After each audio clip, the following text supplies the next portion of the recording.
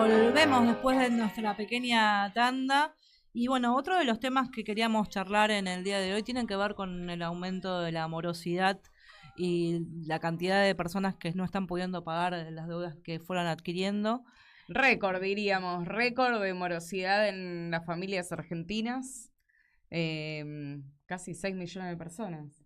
Sí, ¿no? subió, y aparte la subida que hay con respecto al año pasado es bastante preocupante, o sea, de 1.800.000 pasamos a 3.500.000 de personas, y esto, bueno, tiene que ver con varios factores, por eso decidimos comunicarnos con Violeta una especialista que es mujer y economista, así que Bravo. siempre nos cuesta encontrar mujeres economistas, pero no porque no existan, sino porque en los medios las bloquean un poco. Claro, y por eso estamos en comunicación con Violeta Carrera Pereira, que ella es investigadora del Instituto Argentina Grande. Gracias por estar ahí, Violeta. Aquí estoy con Camila García, con Diana Holguín y yo soy Charo Álvarez. ¿Cómo estás? Buenas, ¿cómo va? Muchas gracias por la invitación y arranco igual diciendo que por las dudas, para no ofender a nadie, que no soy economista, soy socióloga, estoy haciendo una maestría en economía aplicada, Ahí pero está. es distinto. De todas formas, tengo Perdón. muchas amigas economistas, mujeres. Creo que incluso hoy hace poco había circulado el dato, ¿no? Hay más mujeres estudiando economía que hombres hoy en día Mirá, en las bravo. universidades del país. Sí, lo que pasa es Pero que es verdad, siempre... tienen mucha menos voz. Violeta, Sí, digámosle exacto. a las compañeras, tomemos el poder. Exacto, te vamos a llamar cuando necesitemos una economista, pero no porque yo sé que Sí. existen y muchas Sí, claro. y muy buenas, pero no, o sea, siempre nos cuesta como darle voz porque no están en los medios ni en las redes solo promocionan lo que venden, entonces nos cuesta un montón. Así que buenísimo el dato porque te vamos a pedir que nos recomiendes compañeras, Por supuesto. porque queremos que haya más mujeres femeninas, voces femeninas en estos temas que siempre fueron muy masculinizados. Bueno, Violeta, el instituto sacó varios informes en torno a deudores morosos y bueno, queríamos charlar un poco con vos sobre este tema. Es un tema muy preocupante en la Argentina que tiene algunas particularidades. Sí, efectivamente, por lo menos hasta mayo de este año hubo un crecimiento sostenido, 19 meses de crecimiento sostenido de la mora. En junio salieron ya el lunes los datos del Banco Central que se pueden usar microdatos que se pueden usar para adelantar los datos agregados que después presenta el Banco Central y muestran efectivamente por lo menos un freno del crecimiento. Resta ver qué pasa en los próximos meses, si es que se amesetó la tendencia porque encontró su tope o si efectivamente empieza a reducirse. Pero eso Por no lo es por pronto política de es... Estado. O sea, ¿Cómo? eso es porque la gente no se endeuda más porque no puede pagar, no es porque el Estado haya hecho algo. No, efectivamente, el Estado Ok. no hizo nada, a diferencia, por ejemplo, del Estado brasilero que sí tuvo este Claro. año, por ejemplo, un proyecto de desendeudamiento de las familias como política pública. El Estado argentino no hizo nada, entendió, escuchamos a Caputo, escuchamos a Milei decir que era un problema entre privados, ¿no? Exacto. De todas formas, sí hubieron bancos comerciales, incluso bancos comerciales públicos, se dice, rumor inchequeable, que el gobierno, aunque decía por afuera que era un problema entre privados, le pedía a los bancos comerciales que empezaran a dar ellos mismos líneas para reestructuración de las deudas de las familias. Efectivamente, algunos bancos lo hicieron. Lo que vemos en junio es que se redujeron varios deudores que eran morosos hasta mayo, dejan de serlo. Probablemente tiene que ver en parte con estos planes que lanzaron algunos bancos, por ejemplo el Banco de Córdoba, el Banco Provincia. Hubieron distintos bancos Ciara en que Chubut lanzaron también planes de salió. claro, eso en reestructuración. Chubut salió. Chubut salió Nacho Torres también. Claro, pero salió una política. Total, esta semana salió Nacho Y acá Torres en Cava Chubut. también. Hay distintos bancos que lanzaron eso. Podría deberse a eso. Hay por lo menos más o menos 200.000 personas que eran morosas en mayo y que dejaron de ser morosas en junio, que es el dato de esta semana, ¿no? Sí, y ahí dentro de ese informe hay algunas cosas que me llamaron la atención y que queríamos por lo menos preguntarte. Una es que dice que hay como un 85% de deudores morosos en el rango de los 15 a los 29 años que son irrecuperables. Y me llamó la atención lo de 15 a 29 años. Y una de las cosas que pensábamos acá con mi compañera tiene que ver con las billeteras virtuales, ¿no? Porque ¿de qué manera un pibe de 15, 16, 17 años puede acceder a los bancos, ¿no? Entonces decíamos, bueno, primero como primer medida, que un pibe de 15 años esté endeudado, me dispara varias cosas, como decíamos, el juego, ¿no? El juego, digo, online. Las apuestas online, el problema, digamos, de las apuestas online que puso de manifiesto, por ejemplo, en las escuelas, ¿no? Este problema como un problema público, que estaba escondido, pero estaba ahí. Sí, de hecho, perdón por mirar mucho para Brasil hoy, pero el plan de desendeudamiento, el desenrola de Brasil, una de las condiciones que había, que tenían las personas humanas que entraban a ese plan, era, después de eso, no poder apostar en apuestas online. No poder, después de haber reestructurado tu deuda, no podías entrar a una empresa a apostar online. Efectivamente, ellos detectaron ahí, y probablemente en Argentina está pasando lo mismo, que tiene que ver con, todavía no tenemos quizás datos de encuestas así bien producidas, no sé, por ejemplo, para el INDEC, que estén bien cubiertas, pero sí ya hay encuestas privadas que empiezan a mostrar que efectivamente buena parte de ese endeudamiento responde, o por lo menos una parte de ese endeudamiento en los jóvenes puede responder a un crecimiento, se da en el mismo momento cuando empieza a crecer apuestas. Sí, los jóvenes son hoy los más morosos. 1 de cada 4 jóvenes es un deudor irrecuperable. Esto quiere decir que tiene un atraso en el pago de su deuda de 1 año o más. Okay. Es muchísimo tiempo. Y creció 85% la cantidad de jóvenes que son deudores morosos irrecuperables en 1 año, ¿no? Casi que se duplicó, es muchísimo. Y efectivamente hay algo con el tema de las entidades no financieras. Hay veces que cuando se ve, el Banco Central publica una cosa que se llama informe de bancos, que es el mes a mes el dato de morosidad del 12,8 del que se habla cuando se ven los datos de morosidad del Banco Central. Está hablando solamente de las entidades bancarias, el Banco Central. Cuando uno hace el análisis sobre las bases más grandes de datos que provee el Central, puede ver que en realidad la morosidad está muchísimo más alta de lo que plantea el Banco Central, producto de las entidades no financieras de crédito.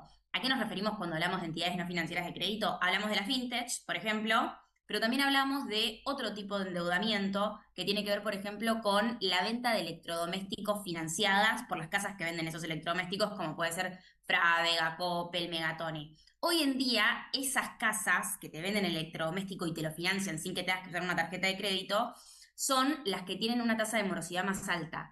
Coppel, Frávega, Megatone, por cada 2 pesos que prestaron, 1 no se los están devolviendo a tiempo. Tienen una tasa de morosidad del 50% cuando se ve el monto moroso sobre el monto total que tienen prestado, la mitad del monto que le prestaron a la gente, hoy está en mora. Bien. Son porcentajes muy, muy altos. Son el tipo de acreedor que tiene una morosidad más alta. Yo lo que te quería preguntar, que perdón por mi ignorancia quizás, pero digo, ¿en qué se benefician estas fintech y estas redes de electrodomésticos, como bien decías recién, en establecer estas líneas de crédito a personas que no pueden pagar? Porque los bancos comunes tenés una serie de requisitos que cumplir. O sea, yo a los 15 años no podía acceder a un crédito, o sea, digo, tenés una serie de requisitos que cumplir de que, sobre todo, seas una persona sustentable como para pagar ese crédito. ¿En qué se beneficia tanto Mercado Pago como estas fintech o como estas casas de electrodomésticos en tener tantas personas que no pueden volver a pagarle lo que, o sea, que eventualmente lo van a cobrar, pero digo, eso no se puede generar una deuda incobrable que a lo largo de los años no valga nada? Pregunta, ¿por la inflación? Sí, si querés. No, tiene muchísimo sentido la pregunta. Y si querés, es un poco una suerte de círculo vicioso el que se arma. Hubo mucha expansión del crédito el año pasado, tanto de bancos tradicionales como este otro tipo de entidades. ¿Qué pasó? Por las altas tasas de interés que había en ese momento, que responden buena parte a la política monetaria que tuvo el gobierno el año pasado, que fue una política monetaria muy restrictiva para contener la inflación y que tuvo como consecuencia un aumento altísimo de la tasa de interés real, muy por encima, por ejemplo, del macrismo, que fue otro gobierno que tuvo una tasa de interés real positiva alta. Vos tuviste un crecimiento del crédito el año pasado en un contexto de tasas altas y salarios estancados y a la baja. La consecuencia un poco natural de esas 3 variables juntas fue lo que vemos hoy, el crecimiento de la morosidad. Las familias se endeudaron a tasas altísimas, sus salarios estaban bajos, siguieron cayendo, no pueden repagar esa deuda. Un poco después de un proceso así como de euforia, si querés, de lo que parecía en un principio de recuperación del crédito, Argentina tiene un porcentaje de crédito al sector privado muy bajo.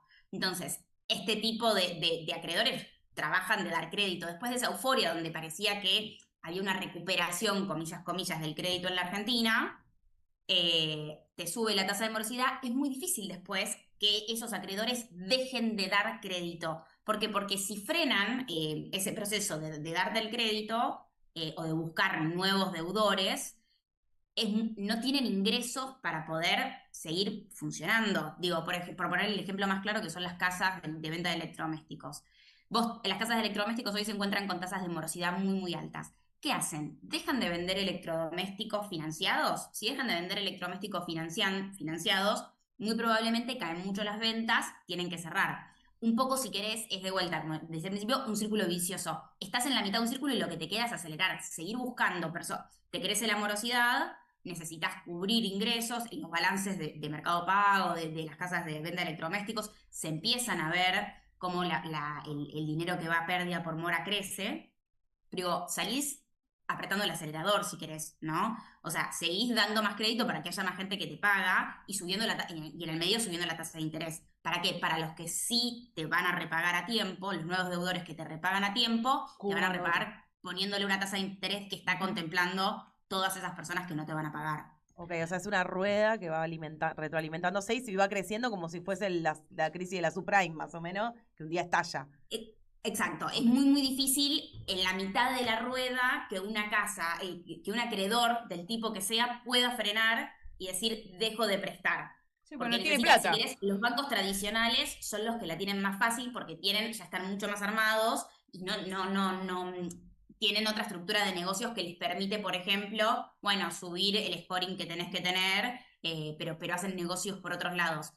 La casa de electrodoméstico, que me parece que es como el ejemplo más contrario, más contrasta con los bancos tradicionales, es lo opuesto, justamente no puede dejar de financiar porque deja de vender y cierra. Bueno, lo mismo Entonces, Tahualá en el medio con tenés los balances esos negativos, que es una empresa, una fintech argentina, que era como modelo antes de que cambie el gobierno, y bueno, terminó en una situación, ahora está en una situación muy difícil. Exacto, es muy difícil, me parece que si querés es algo que justamente, de hecho la cantidad de deuda, o sea, empezó a bajar el crédito hoy en día que dan, si querés, está viendo algo esto que vos decís de, che, ¿por qué siguen prestando si la tasa de morosidad es tan alta? Bueno, o por qué le siguen prestando a los deudores que tienen un scoring más bajo, que lucen más riesgosos, deudores de 16, 17 años, bueno, ¿por qué le siguen prestando a esos? Si querés, efectivamente hoy en Argentina empezó a ver el freno de esa rueda, la vuelta, que es bajaron la cantidad de personas que tienen deudas y bajó el crédito que hay del sector privado. Empieza a haber o empieza a notarse un freno del crédito, de esa euforia que trajo como consecuencia el aumento de la morosidad. Pero es un proceso lento porque no va a ser nunca ni un banco tradicional, ni una casa, ni una fintech puede dejar de un día para el otro ante un aumento de la morosidad de dar créditos, porque justamente tiene que rearmar su estructura de negocios para poder seguir teniendo ingresos por otros lados que no sea la gente que le paga el crédito. Violeta, yo quería, porque a mí me quedó circulando esto que planteó Zuley, como le digo yo, en relación a, bueno, es una cuestión entre privados, pero en algún punto esto de, bueno, si el banco les quiere seguir prestando, es problema del banco que le presta a gente que no puede pagar, en esta misma línea de lo que estamos hablando, pero al mismo tiempo, digo, en algún momento tuvimos que pagar, o se intentó, o pagamos la deuda del Correo Argentino, por ejemplo, en la empresa de Macri, de los Macri, o estamos pagando todos la deuda adquirida por el Fondo Monetario Internacional, y eso sí lo tenemos que compartir, digo, entre todos, planteando un poco esta cuestión que para mí es, por supuesto, contradictoria. Pero yo quería saber, primero, cuáles son los porcentajes, o sea, de qué estamos, cuando los porcentajes de intereses, si en las billeteras virtuales y demás, qué diferencia hay con un banco convencional, y también saber si en el informe que ustedes están trabajando, entiendo que también hay otro tipo de prestamistas que son más los que están en los barrios y demás, donde también ante la falta de pago hay otras herramientas para lograr que la gente pague, pero al mismo tiempo Mercado Pagos, por ejemplo, está utilizando su información para llamar a todos tus parientes para avisarle que vos sos un deudor. Digo, eso también son mecanismos que están utilizando para presionar a quienes deben. Sí, sobre las tasas de interés, hay mucha dispersión según el instrumento. Por ejemplo, la tasa de interés hoy de un banco, tradicional, de una tarjeta de crédito, están alrededor del 60% anual real. Mientras que de una casa de electrodomésticos, que es de las que están más altas por el alto nivel que tienen de morosidad, están alrededor del 130%. ¿No? O sea, hay una diferencia abismal. Las fintech, las billeteras virtuales lo que tienen es que por el nivel de datos que tienen sobre los consumos de las personas, tienen tasas de interés personalizadas. Claro. No hay, Mercado Pago no tiene una tasa de interés para todas las personas a las que les presta plata. Depende de tu perfil. Nosotros hicimos, e invito a las personas que en la oficina hicimos el juego entre personas que tenemos perfiles bastante similares. Sí, de la simulación. cuánto... La simulación, yo la hice, sí. Exacto. Bueno, hacela al lado de otra persona la próxima vez y fíjate cuánto te dice a vos y cuánto también. Hacésela a tu hijo la simulación que tiene 6 años y seguro le prestan $2 millones.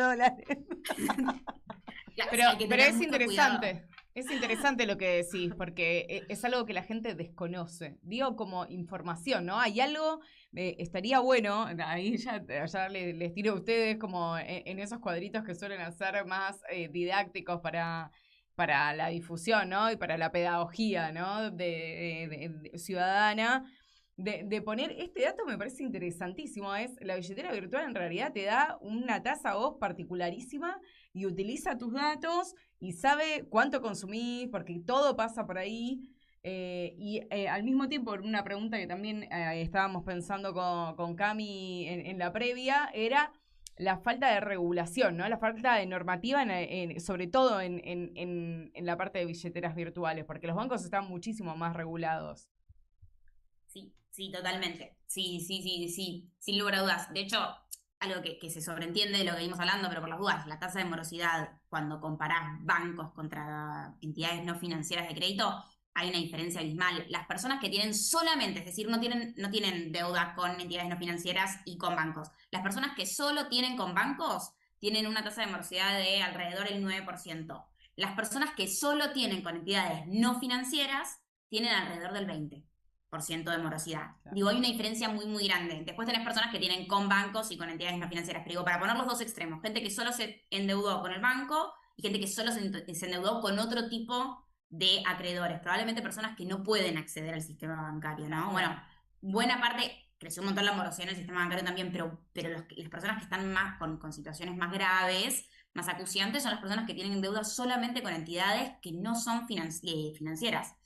Y volviendo a la otra pregunta, que era qué pasa con esta deuda que se da irregular y que queda por fuera de cualquier registro del Banco Central, porque es deuda que se da, por ejemplo, en los barrios, ¿no? Con prestamistas informales. Sí. Bueno, efectivamente, obviamente el Banco Central no tiene datos sobre esos, pero el dato más cercano al que podemos apelar es la pregunta que hace la encuesta permanente de hogares del INDEC en su cuestionario Hogar, que pregunta una vez cada 3 meses, ¿no? Se publican los datos de la encuesta permanente de hogares del INDEC, que es la encuesta más completa que tiene el país entre censos y que nos permite saber el dato de pobreza, el dato de desempleo. Bueno, le preguntan los hogares en esa misma encuesta si en los últimos 3 meses, porque es una encuesta trimestral, en los últimos 3 meses ese hogar ha tenido que vivir de plata que le prestó un conocido, conocida o amigo o amiga.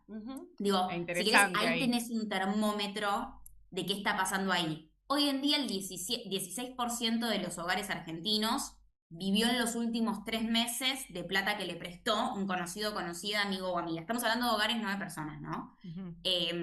Y ese indicador creció en un año, la cantidad de hogares que vivieron en estos 3 meses de plata que le prestaron conocidos o conocidas, creció un 20% en el último año. Digo, es efectivamente un indicador que está alto, porque el 16% de los hogares que vivan de plata prestada de conocidos o conocidas, no de entidades financieras, que también pregunta el INDEC, es muy alto y viene creciendo.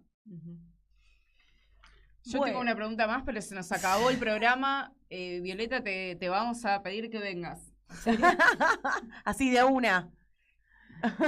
Excelente la explicación, la entrevista, porque son temas que nada, que creo que tenemos que estar a tono, ¿no? O sea, saber para que no nos pasen por arriba. No, y hay una variable más que tiene que ver justamente, ¿por qué se endeuda la gente? Que es el otro tema que da para muchísimo más, por eso digo que quedó ahí pendiente, porque hay algo de eso en el informe que me parece muy interesante, que es para morfar, básicamente, Sí, son pequeñas cosas.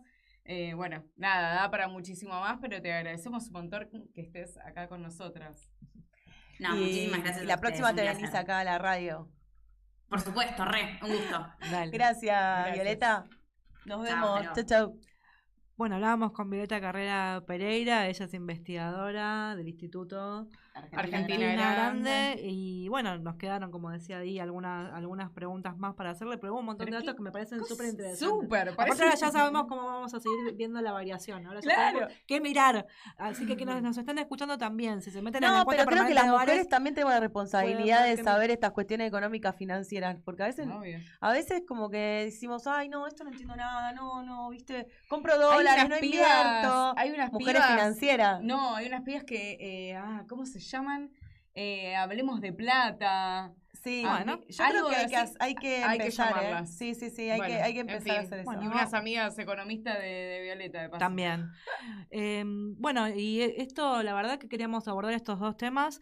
Esperemos que... Son mucho más los temas, Muchos ¿no? más, esperemos, ojalá que la fuerza de la gente en la calle en el día de hoy, que a pesar de la lluvia estuvo, no es... A pesar. A pesar de la lluvia estuvo ahí poniendo el cuerpo. Yo quiero decir una cosa, solo uno que escuché, que dijo, a mí no me importa que estar acá, los sindicatos yo no espero a más nadie, lo único que falta, voy a decir algo que, nada, después me pones el pip, cualquier cosa, el tipo dijo, la próxima vamos a tener que venir en culo para que nos culen si no ponemos lo del cuerpo acá para defender lo que tenemos que defender.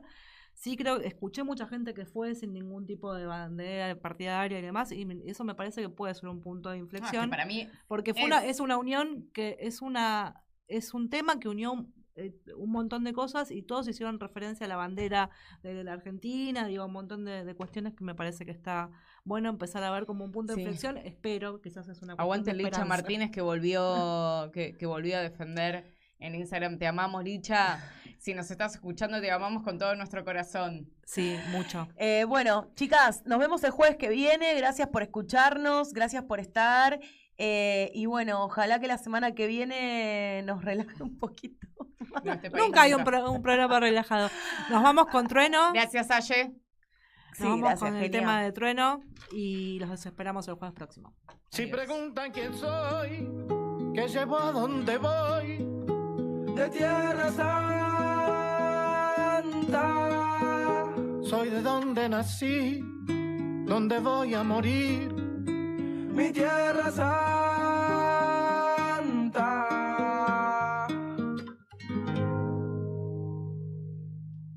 Ey. Yo soy la tierra, la sangre, los sueños, las ganas, el hambre, la luz en los ojos de mi santa madre. Hechos de barro, de ramas, de viento, de hueche de carne, el sol cae en mi brazo por la tarde. Si preguntan quién soy mi tierra, curtida de gobierno, de estafa, de guerra. Soy el hornero mostrando la sala, la vida, la muerte, la pluma y la bala, la soledad del rico, el sueño del pobre. La verdad es que el gobierno no se esconde, las huellas perdidas, el cuándo y el dónde. Ninguna dictadura va a poder borrar mi nombre, porque al futuro vengo de Tierra Santa. Latinoamericano llora, canta. Tengo la sonrisa celeste y blanca, si subo la mirada la luna se levanta. Yo voy al futuro, vengo de Tierra Santa. Latinoamericano llora, canta.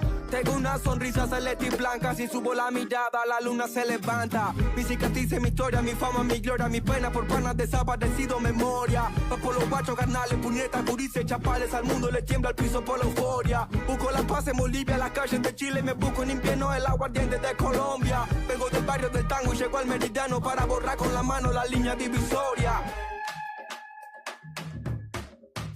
Si preguntan quién soy, qué llevo, a dónde voy, soy de Tierra Santa. Soy de donde nací, donde voy a morir, mi Tierra Santa. Si preguntan quién soy, qué llevo, a dónde voy, soy de Tierra Santa. Soy de donde nací, donde voy a morir, mi Tierra Santa.